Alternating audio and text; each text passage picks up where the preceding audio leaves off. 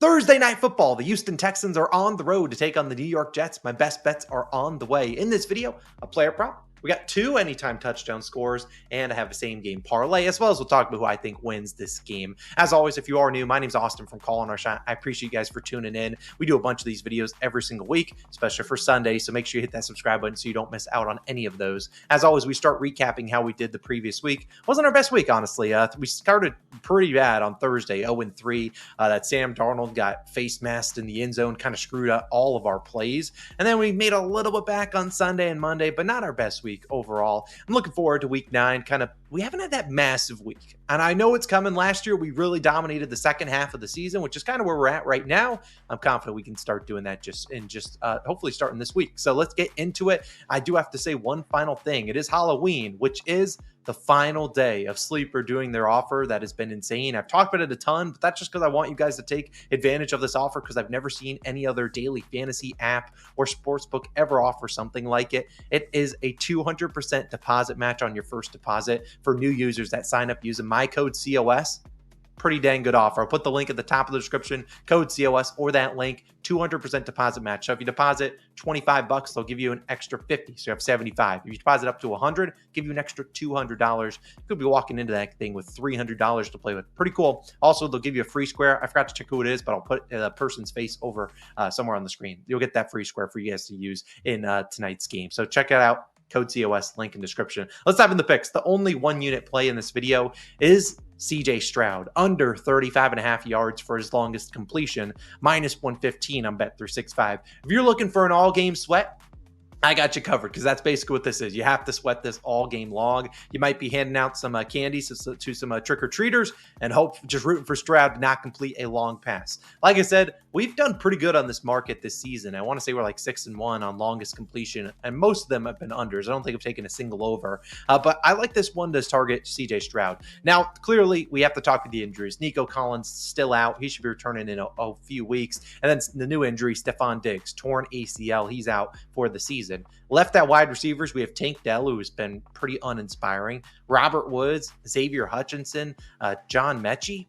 Not a lot of names that you're like, I'm not too afraid of those guys. I don't think the Jets are going to be afraid of them at all. I also don't mind an under and longest completion against the Jets, because they're notorious for getting some long defensive pass interferences. So, Sauce, if you get burnt, feel free to take a tug, and let's take those yards instead of letting them get a long completion. But why are we fading CJ Stroud? Well, since Nico Collins went down in week 5, Stroud is under this line in 2 of 3 games. His only completion that went over 30 yards was last week to Stephon Diggs. He put a double move on someone and burnt the guy for like 49 yards. That was his last reception in that game before he got injured. If you remove games against the Colts this season, Stroud's actually under in 5 of 6. The Colts have not been a good secondary, and they see each other a good amount, so he kind of has their number. The Jets, secondary, love them or hate them, they've been an elite unit, especially at home. The Jets are allowing 5.8 yards per attempt, 4th lowest in the league. That drops to 4.4 yards at home, the 3rd lowest. I do want to note there's a couple bad games in there, one against the Patriots at home and one against the Broncos at home, where it's just a nasty game and those teams couldn't convert anything.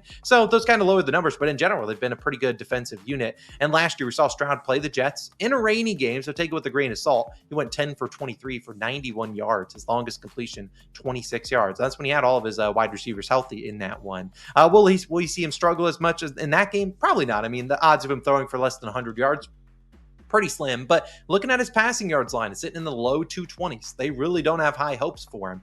In Stroud, 250 plus pass yards, plus 200. So they're pretty here like, hey, we don't think he's throwing for 250, which is normally his lines are in the 260s. In 11 career games, when he's thrown for less than 250 yards, he's also under 35.5 yards for his longest completion in 10 of those games. So pretty good hit rate when he's not getting a ton of pass yards. Obviously, it's pretty intuitive. If you look at Joe Mixon's lines, his rushing attempts line, 20.5. So they really think he gets to tote the rock a lot, and I think that's going to be their game plan. Run the football, see if Joe Mixon can get things going, and I just don't see him completing a deep a pass. I mean, the Jets secondary is really good. If they get burnt, so be it. They might get a defensive pass interference. These are also a bunch of guys that Stroud doesn't typically throw to, so maybe he's not taking the deep shots as much, or maybe he's just not in line. Maybe he throws one deep and he doesn't have the right timing for that guy's speed, given he's used to throwing it to guys like Nico Collins deep. I'll take the under 35.5 yards for his longest completion for 1 unit. My second and third play, I'll put them up on the screen at the same time because they're both anytime touchdown scores and both for the New York Jets. Garrett Wilson at plus 190 on FanDuel and Davante Adams of the Jets at plus 160 on BetMGM. I'm playing each of these for a half unit. We've done pretty well in our touchdown props, especially in those touchdown parlays on Sunday. Now hit back to back, which is pretty cool. And we also hit a long shot, like a 5 or 6 legger for plus 3,500 odds, which is insane. I'm playing each of these for a half unit. I'm pretty confident at least one of them gets in the end zone. If one does get in the end zone, we make money. If both don't, then we're screwed. If both do get in the end zone, well, hey, then we make some good coin with some plus 190 and plus 160. No Allen Lazard this week. Last week, it didn't really lead to a lot of success in the red zone for Davante and Garrett Wilson. As the 2 touchdowns Rodgers threw, Tyler Conklin and Xavier Gipson. I think this week we maybe get it to our best 2 weapons at home. You got 2. Davante doesn't have a touchdown yet. Garrett Wilson hasn't scored in 2 straight weeks. This feels like an ideal spot to get both these 2 guys a touchdown. The Texans defense has struggled on the road. They've allowed 26.5 points per game, only 18.3 at home. And in 4 road games, 12 passing touchdowns. So if you're looking for another prop, I don't hate Rodgers over in pass touchdowns at 1.5. It's like plus 120. But I think I'd rather target these 2 wide receivers. They're going to be out there every single snap for the Jets. When they get in the red zone, if it's 2nd and 3rd and goal and they're passing the ball, they're going to be throwing it, and those guys are running routes. Davante still hasn't scored. Like I said, since becoming a Jet. Garrett hasn't scored in 2 straight weeks. Feels like something's going to change here. So I like both of them to get into the end zone. I don't necessarily know if both hit, but I'm pretty confident at least one of them finds their way into the end zone. So again, just a half unit on Garrett Wilson, anytime touchdown, plus 190, and Davante Adams at plus 160. I think we split at worst. Hopefully we can go 2-0 and both those 2 guys get into the end zone. And then my final play will be a same game parlay.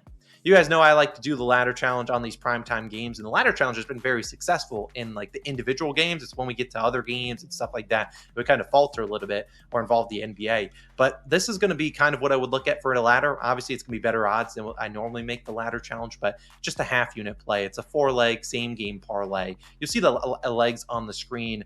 Breece Hall, 50-plus rushing yards. Davante Adams, 40-plus receiving yards. Garrett Wilson, 25 receiving yards. And then an alt under at 55.5 points at plus 157 on FanDuel. I'm only playing this for a half unit as I normally play the ladders for 1 unit. Going for a little bit better value, but taking down the risk here. I don't want to have so many plays on Thursday night. So in total, I have 2 units risked in this game. 1 unit on 2.5 units. 1 unit on Stroud, 1 unit on Davante and Garrett combined, and then a half unit here. We've seen at plus 157, I like this. Let's talk about each of these legs. Breece Hall, I think he gets going here. He's been pretty good. I had 1 game against the Steelers. I got smoked. Couldn't really run it a ton. Tough matchup there. The last 6 running backs to have 10 or more attempts versus the Texans. I put the numbers they had on the screen. A lot of those guys crushed it. That doesn't even include Tank Bigsby, like 9 carries for 70-something yards against the Texans. You've been able to run on them a little bit. When you get into the red zone, they're pretty good stop of the run. But if you want to slow down guys like Will Anderson, who's coming off the edge, you got to run the football a little bit. I still think when you get to Davante Adams and Garrett Wilson, when Rodgers is throwing the football, it's going to be to those 2 guys. They don't have Allen Lazard. The other guys haven't been too consistent. So, look, you're going to look at this Texans team. I think they're 8th in blitz rate. When you're blitzing, you're going to leave some one-on-one coverage. I think these guys get going. I think Garrett Wilson easily gets 25 yards. I like Davante's matchup a little bit more for 40-plus. You could go hand in hand for each of those 2 guys. Davante last week shadowed by Christian Gonzalez, which is why you saw Garrett Wilson get a ton of the looks. This week, I'm not too scared of him being shadowed, and he also played a lot in the slot, which is an area I feel like you can attack the Texans' secondary. So I like Davante a little bit more, which is why I got him for 40 yards. I still like Garrett Wilson. If you want to throw him for 40, I think he gets that as well. If the Jets are throwing, these are the 2 guys catching him. And when the Jets throw against the blitz, Breece Hall hasn't really been involved a ton against those blitz-happy teams. So just kind of what I'm looking at. And then the last leg is that alt under 55.5. I like the regular under at 42. I just don't see this being a super high-scoring game. It could be, but man, it's a low total. The Texans have not been great. I like an under here. The Jets have a pretty good red zone defense, although it didn't really show a ton last week, but maybe a little bit, except for that last drive. Pain as a Jets fan. We'll talk about that game in a second. I like the alt under the 55.5. So that's a 4-legger, plus 157, just a half unit on that. And then finally, I need to talk about who I think wins and covers in this game. I'll be honest, I don't have a pick. The Jets' money line is the sharp side, because why the heck are they favored? Texans' money line is the square side. Everyone's going to be on the Texans for good reason. Fade the Jets. The Jets stink. I'm not, as a Jets fan, betting on them ever again. I refuse. I'm not betting on the Texans because I don't want to root for something that I don't want to happen. So I'm not betting either anything you see on the screen. Jets money line, sharp side. Texans is the square side. That's kind of how I read this game. Why the heck are the Jets favored? I'm not getting involved. That's just me. So that's my favorite picks. You saw them in the screen. I'll recap them while I have the sleeper. A reminder, use code COS. They'll match your deposit 200% just for today. It's only up for Halloween, October 31st. It expires the end at midnight. So get on it if you can. Use code COS or the link in the top of the description. And our picks, we had that 4-leg SGP. You can go back and read all those. We had Garrett Wilson and Devontae Adams anytime touchdown, and CJ Stroud under 35.5 yards, longest pass completion. Sign up for Sleeper. I would appreciate it. Use code COS or the link at the top of the description. Have a great day. And Jets, please stop putting them on primetime. That's all I'm asking. See you guys in the next one. Peace.